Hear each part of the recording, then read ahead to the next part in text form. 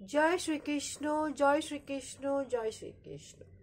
जय राधा रानी की जय, जय सिया रामचंद्र की जय, जय वैष्णो माता की जय, जय खाटू श्याम की जय, जय श्रीमद् भगवद गीता जय, जय কুরুক্ষেত্রে সেই মাটির জয় এখানে ঠাকুর গীতার জ্ঞান দিয়েছিল। আজ আমি শ্রীমদ্ ভগবদ গীতার চতুর্থ অধ্যায় জ্ঞান যোগ শ্লোক একের পাঠ করছি। শ্রী ভগবান উবাচঃ ইমং विश्वस्तेः योगं प्रोक्तवान् अहम् अव्ययं विश्वान् मन्वेः मनुः प्राह मनुः इक्ष्वाकुः कवेः अब्रिवृतेः। অনুবাদ, পরমেশ্বর ভগবান শ্রীকৃষ্ণ বলেছেন, আমি পূর্বে সূর্যদেব বিশ্ববানকে এই নিষ্কাম কর্মসাধ্য জ্ঞান যোগ বলেছিলাম। সূর্য তা মানব জাতির জনক মনুকে এই জ্ঞান দিয়েছিলেন। তারপর মনু তা ইক্ষ্বাকুকে জ্ঞান দিয়েছিল। আমরা সবাই জানি ইক্ষ্বাকু হচ্ছে ভগবান রামের প্রথম বংশধর। ভগবান রাম যে রঘু বংশের যে জনক, ভগবান রামের প্রথম বংশধর।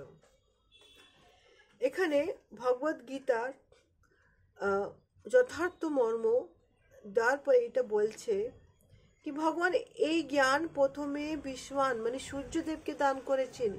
বিশ্ববান তা মনুকে, মনু ইক্ষ্বাকুকে, এইভাবেই গুরু শিষ্য পরম্পরায় এই জ্ঞান প্রবাহিত হয়েছেন। শ্লোক 2 एवं परंपरा प्रोक्तम इमं राज्यः विदुः सा कालेन यह महत्तः योगः नष्टः परन्तप। অনুবাদ,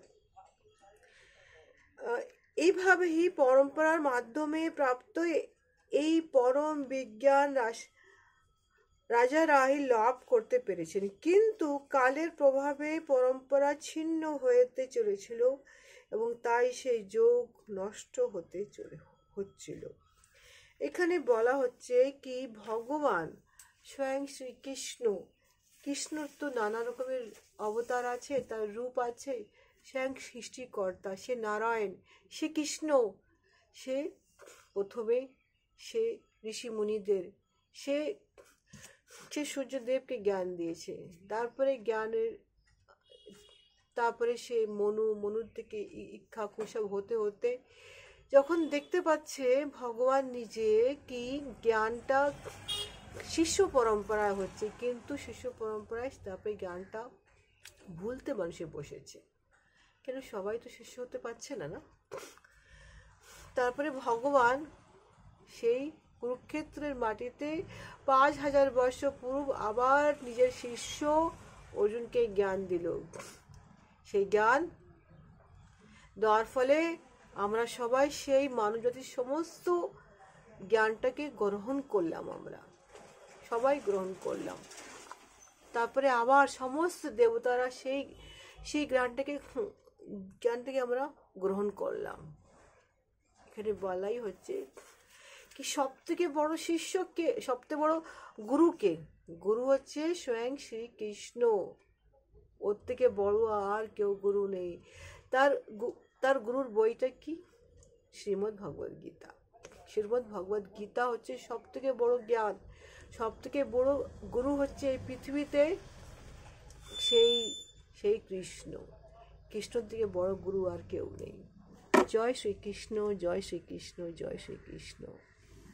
এই শ্রীকৃষ্ণের এই ভগবদ গীতার এই জ্ঞান যে আমি যে পড়ছি সবই তার কৃপাতে। আমার ভগবদ গীতা পড়া একটাই উদ্দেশ্য, যারা ভগবদ গীতা শুনতে চায় কিন্তু পড়তে পারছে না, যা পড়তে পারছে কিন্তু তাদের কাছে সময় থাকছে না আজকাল এই ব্যস্ত জীবনে। ওদের সবার জন্য তারা শুনে, কানে লাগিয়ে তারা একটু শুনবে, যাতে শ্রীকৃষ্ণর যেন আশীর্বাদ লাভ সবার জন্য হয়। জয় শ্রীকৃষ্ণ।